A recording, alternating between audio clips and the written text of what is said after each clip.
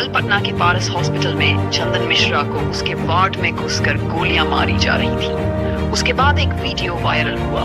वह वीडियो क्यों वायरल हुआ? क्योंकि उसमें जो ये शख्स दिख रहा है व्हाइट शर्ट में, वह बेखौफ इतने आराम से रूम गिर जाता है और जानबूझकर उसे पता है कि सीसीटीवी फुटेज लगा है, सीसीटीवी में उसका चेहरा कैद होगा, लेकिन उसने जानबूझकर अपनी आइडेंटिटी डिस्क्लोज की लोगों के सामने। उसने जानबूझकर अपना चेहरा दिखाया और बंदूक लोड करता है। पूरा जिस तरह से मुंबई की डी कंपनी शूट आउट करती थी, डी कंपनी के लोग गैंगवार में शूट आउट करते थे, उसी तरह का इसने तरीका अपनाया और रूम में घुसता है, गोली मारता है। फिर एक और सीसीटीवी सामने आया जिसमें ये रूम से बाहर निकलता है और आराम से बाकी अपराधी भाग जाते हैं। ये आराम से चलते हुए जाता है। फिर एक और सीसीटीवी सामने आया जिसमें ये नीचे शूट आउट करने के बाद आराम से चलकर जा रहा है, और उससे पहले का भी एक सीसीटीवी फुटेज आया जिसमें ये भी आराम से दिख रहा है, मतलब बिंदास, बेखौफ। तो कौन है ये आरोपी? क्या इसका कोई लिंक है? क्या ये पुराना गैंगस्टर है या नया नवेला गैंगस्टर बनने वाला है? क्योंकि अपराध की दुनिया में अगर आप करना है तो ऐसा कहा जाता है, किसी बड़े अपराधी को मार दो, आप अपने आप बड़े गैंगस्टर बन जाओगे। तो कुछ ऐसी ही कहानी है इस शख्स की। उनका नाम है तौसिफ बादशाह। ये खुद को कहलाना पसंद करता था कि लोग इसे बादशाह कहें। हमने इसकी सोशल मीडिया प्रोफाइल पूरी खंगाली। हमने इसके बारे में जाना कि यह है कौन, आखिर इसकी क्राइम हिस्ट्री क्या है। पटना का पारस हॉस्पिटल। गैंगस्टर चंदन मिश्रा 2 दिन से एडमिट थे, यानी 23 जुलाई को ये एडमिट हुए और 26 को इनको डिस्चार्ज होना था। किसी कारणवश ये हॉस्पिटल से डिस्चार्ज नहीं हो पाए।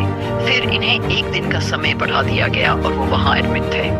अब ये जिस रूम में एडमिट थे वहां अचानक से 5 लोग पहुंचते हैं और ये 5 2 बाइक पर आए हुए होते हैं। 2 बाइक पर टोटल 6 लोग, एक शख्स नीचे ही रुक गया। अब जो सीसीटीवी फुटेज में आरोपियों को कैप्चर किया गया, उसके बाद लोगों ने इस वीडियो को वायरल किया और उस लड़के के बारे में बात करनी शुरू कर दी, जो एकदम शुरुआत में बंदूक लोड कर रहा है और एंट्री मार रहा है।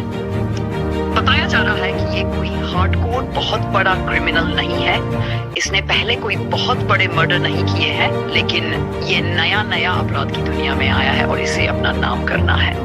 ये देखिए कैसे घुसता है बिंदास और गोली मारकर भी बाहर निकलता है, एकदम एटीट्यूड में, और आराम से चलता हुआ कोने में जाता है।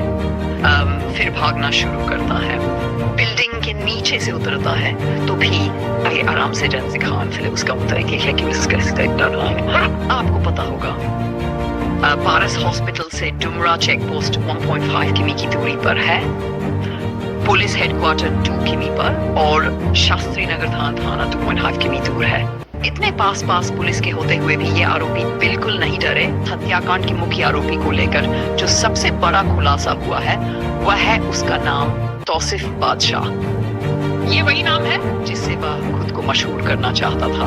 मूल रूप से पटना के फुलवारी शरीफ का रहने वाला तौसिफ बोरिंग रोड क्षेत्र में अक्सर देखा जाता था। उसके पास हांडई की एक कार है जिस पर वीआईपी टाइप की रेड और ब्लू लाइट लगी होती थी, जैसी आमतौर पर मंत्रियों या पुलिस वाहनों पर होती है। सोशल मीडिया पर उसकी मौजूदगी बेहद सक्रिय रही है। इंस्टाग्राम, फेसबुक, ट्विटर और यहाँ तक कि यूट्यूब तक पर वह अपनी तस्वीरें, वीडियो और रील्स डालता रहा है, जिनमें उसे महंगी गाड़ियों में घूमते और हथियारों के साथ स्टाइल मारते देखा जा सकता है। ऐसा लगता है मानो वह सोशल मीडिया के जरिए ही अपना अपराध जगत में ब्रांड बना रहा था। उसके पिता हार्डवेयर कारोबारी हैं और मां शिक्षिका, लेकिन तौसिफ ने हाल ही में अपराध की दुनिया में कदम रखा। बताया जा रहा है कि उसने कुछ समय पहले सुपारी किलिंग जैसे अपराधों में भागीदारी शुरू की और शेरू गैंग से जुड़ गया। जमीन कब्जाने से लेकर दबंगई दिखाने तक वह एक लोकल भौकाल बनाने में जुटा था। उसके खिलाफ पहले से ही आर्म्स एक्ट के तहत एक मामला दर्ज है। बताया जाता है कि शेरू गैंग और चंदन पहले एक ही गिरोह का हिस्सा थे, लेकिन बाद में दोनों के बीच दूरी बढ़ी और रंजिश इतनी गहरी हो गई कि एक दूसरे की हत्या की साजिशें रचने लगे। चंदन मिश्रा, जिसे पारस हॉस्पिटल में 15 जुलाई को भर्ती कराया गया था, रूम नंबर 269 में एडमिट था। अगली सुबह उसे डिस्चार्ज किया जाना था, लेकिन उससे पहले ही 5 हथियारबंद युवक अस्पताल में दाखिल हो गए। सबसे चौंकाने वाली बात यह रही कि इतने हाई प्रोफाइल अस्पताल में, जहां सुरक्षा व्यवस्था सख्त मानी जाती है, वहां 5 युवक आसानी से अंदर कैसे घुस गए और किसी गार्ड ने उन्हें रोकने की कोशिश क्यों नहीं की। बताया जा रहा है कि उनके पास हथियार थे, जिससे सुरक्षा कर्मी भी घबरा गए।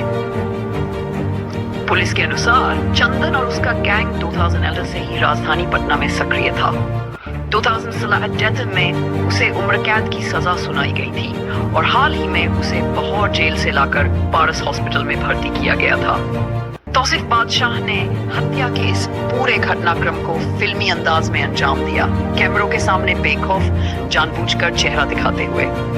सोशल मीडिया पर वह खुद को दाऊद इब्राहिम जैसा दिखाने की कोशिश करता रहा, सिगरेट पीते, हथियारों के साथ पोज देते और कहावतें लिखते हुए, जैसे हमारे बारे में हम नहीं, अखबारें बोलती हैं। अब जांच में यह बात सामने आ रही है कि इस हत्या की साजिश जेल से रची गई थी।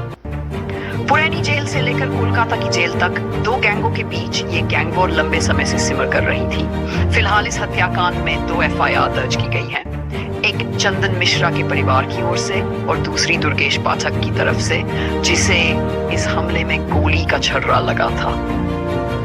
अब सबसे बड़ा सवाल यह है, क्या चंदन की मौत के साथ एक अध्याय खत्म हुआ या तौसीफ बादशाह के रूप में अपराध की दुनिया में एक नया अध्याय शुरू हो रहा है?